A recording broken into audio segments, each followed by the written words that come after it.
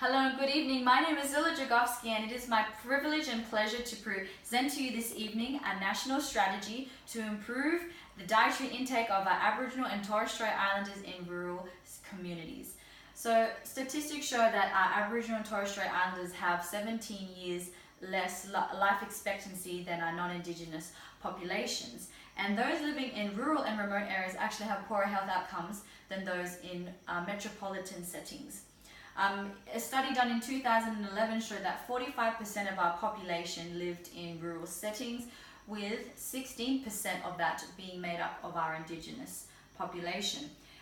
A study also showed that in 12 months, 36% actually had food shortages compared to the 20% of our rural, Indigenous communities in urban areas. So, what is the current situation for our Aboriginal and Torres Strait Islanders in these remote settings? So I could not actually obtain data and research that actually displays this on a national scale, but I was able to find some data for a remote northern Australian community that actually gives us a glimpse of what is going on. So 1/4 of the total food expenditure their income actually went towards alcoholic beverages, which made up 25%. Sugary drinks took up 15% of the income, with a really poor 5.4% going to fresh fruits and vegetables. Sugar made 25 to 35% of their diet, with white bread being a staple source of energy for 3 communities in this region. So for the general population, studies clearly demonstrate that they actually have poorer dietary habits. They have poorer amounts of fresh fruits and vegetables, with more than 1/2 actually consuming the recommended amount of fruit every day, as well as 8% achieving the recommended amount of vegetables daily. 41% of their daily energy was made up from discretionary foods, such as desserts and cakes and soft drinks that have no nutritional value from them. And sugar actually made up 54% of their diet. So there is definitely things that we need to improve there. So why is all this happening? So is it really all their fault and their choice? As we know, there are proximal to distal factors that influence one's health, such as access to healthcare, employment, low socioeconomic status, education. But the reality is, for our Indigenous populations in rural settings, is that new supply of fresh food actually only come once a week, if even that in some settings. So truck drivers drive over very long distances, and by the time food gets to their door, it's in poor state. They have to throw out a lot of it, and therefore convenient foods that have long shelf life is actually what they mainly deliver. A survey done in Queensland actually revealed that food costs are much more higher in rural and remote areas versus metropolitan areas. So why should we do something about this? There has been shown through research that there are higher risk factors in rural communities that include higher rates of meat consumption, high rates of food shortages, and a high prevalence of diabetes occurring there. Therefore, access to affordable food and nutritious food is essential in order for us to bridge the gap for health for our Indigenous population in rural settings. So because of this, and all combined with multiple other factors, we see a rise in chronic illnesses and diseases for this specific population. So a shortage or lack of food leads to malnutrition, and excess of poor dietary sources also causes malnutrition, and this is exactly what's happening. There's not enough of the good, and there's just a lot of the bad food. Access to food, nutritious food, makes more of a difference than nutrition education, and that is a statement that was made by Marmot Wilkinson that actually has a lot of truth to it. So what is currently being done, or what has been done to address this issue? For nearly 10 years, the Australian Institute of Health and Welfare has conducted research and implemented strategies through the Eat Well Australia action plan that aim to improve food supply in remote and rural communities, promote nutrition for families, address all of the socioeconomic and cultural social issues. But one thing that I think is particularly important is the amount of Aboriginal and Torres Strait Islanders. They aim to increase their involvement in the nutrition workforce, which I think is essential. The health plan was also implemented 3 years ago that aimed to have home visiting programs, also deliver fresh food and to their doors, as well as provide shuttle buses to local food places and delivery of food and material aid and improve access to healthcare.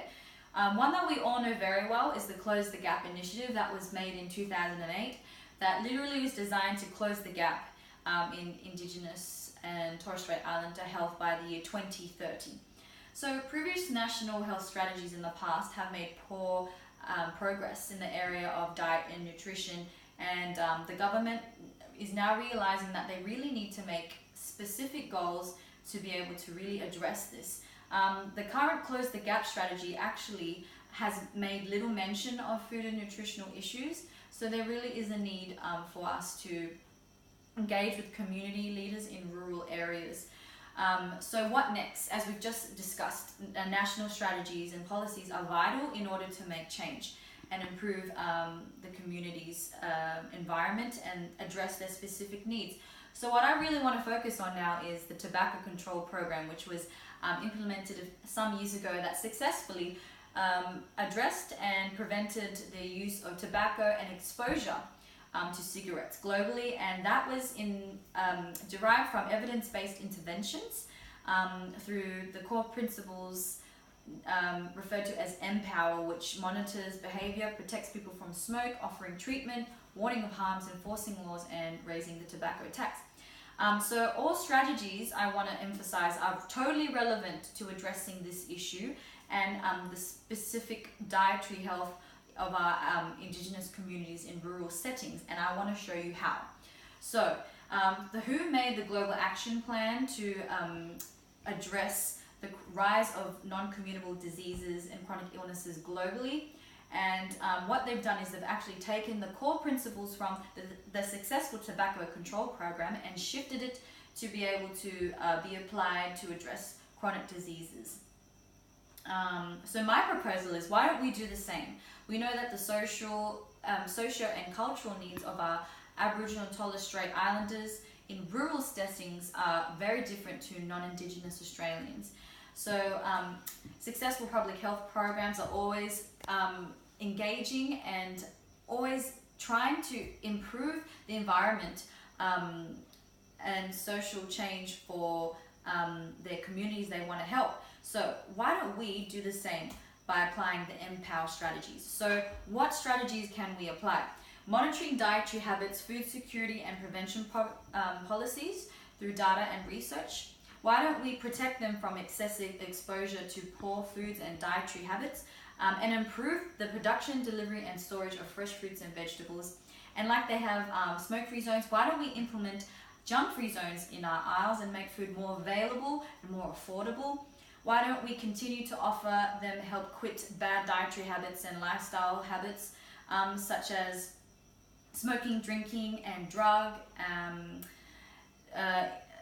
participation, as well as warn them about the dangers of bad lifestyle through media and campaigns, enforce bans and restrictions on advertising of foods that threaten dietary intake habits such as alcohol, cigarettes and sugary sweets, and raise tax on things like alcohol and sugar, which has been known to take up and make up most of their diet and income. And just like Philadelphia did, they introduced the soda tax to tackle chronic disease. Why don't we introduce soft drink tax in these specific communities?